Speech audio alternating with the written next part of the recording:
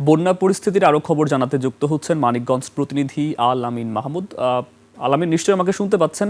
আপনার কাছে জানতে চাই যে আপনার এলাকায় আসলে বন্যা পরিস্থিতির সর্বশেষ কি তথ্য আছে, আপনার কাছে কি পরিস্থিতি দেখছেন? ধন্যবাদ সুগত। আমি এই মুহূর্তে রয়েছি যে বিস্তৃত এলাকা যেখানে কিন্তু ফসলি জমিগুলো রয়েছে। এখানে কিন্তু সব ধরনের সবজি চাষ করা হয়ে থাকে। আমার পিছনে বেন্দি সহ বিভিন্ন গাছের কিন্তু এখানে কিছুটা অংশ দেখা যাচ্ছে। তবে এই যে বন্যার যে ভারী বৃষ্টি এবং উজানের যে ঢল, যে ঢলটার কারণে কিন্তু এখানে পানি জমাট বেঁধে কিন্তু যে বন্যার সৃষ্টি হয়েছে, যে কারণে কিন্তু সবজি কিন্তু ব্যাপক ক্ষতি হচ্ছে। পেঁপিতে প্রায় 38 লক্ষ টাকার উপরে মানিকগঞ্জে ক্ষতি হয়েছে। মরিচ সহ বিভিন্ন সবজিতে কিন্তু অনেক বেশি ক্ষতি হচ্ছে। এই যে আমাদের বাজারে যে দামগুলো, সেগুলো কিন্তু শুধুমাত্র এই বন্যার পানি জমে থাকার কারণে হচ্ছে। অপরদিক যদি আমি জানিয়ে রাখতে চাই যে এই পানি বাড়ার কারণে কিন্তু এই বন্যার কারণে মানুষের কিন্তু চরম ভোগান্তি হচ্ছে। নিম্নাঞ্চলের মানুষের কিন্তু অনেকের বাড়িঘর ডুবে গিয়েছে। তাদের একমাত্র চলাচলের বাহন কিন্তু রয়েছে নৌকা। তবু কিছু কিছু জায়গায় পানি একেবারে অনেক বেশি এবং কম না থাকার কারণে তাদের কিন্তু পানি পাড়িয়ে যেতে হচ্ছে। তাদের কিন্তু বিভিন্ন চর্মরোগ সহ পানিবাহিত অনেক ধরনের রোগে তারা সম্পৃক্ত হচ্ছে।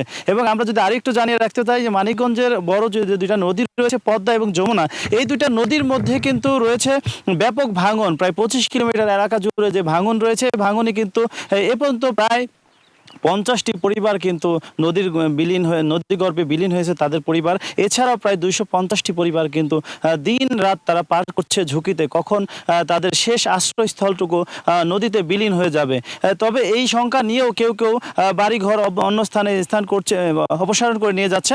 কিন্তু যাদের সামর্থ্য নেই তারা কিন্তু শেষ অপেক্ষায় রয়েছে কবে তার শেষ ভিটাটুকু নদী গর্ভে চলে যায়। অপরদিকে আমরা স্থানীয় যে যারা এমপি এবং মন্ত্রী রয়েছেন, তারা সেই জায়গাগুলো পরিদর্শন করে ব্যবস্থা নেবেন বলেছেন।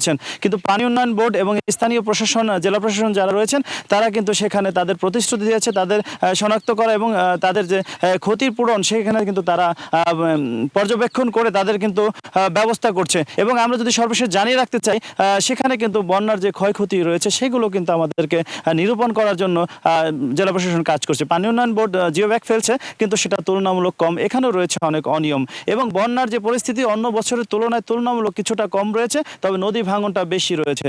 আমরা যদি আরেকটু জানিয়ে রাখতে চাই যে মানিকগঞ্জে যে প্রেক্ষাপট রয়েছে, সেই প্রেক্ষাপটে সেইভাবে কিন্তু বন্যার কিন্তু প্রকোপ নেই। এই ছিল সর্বশেষ মানিকগঞ্জের বন্যা পরিস্থিতি। জি আল আমিন, আপনাকে অসংখ্য ধন্যবাদ।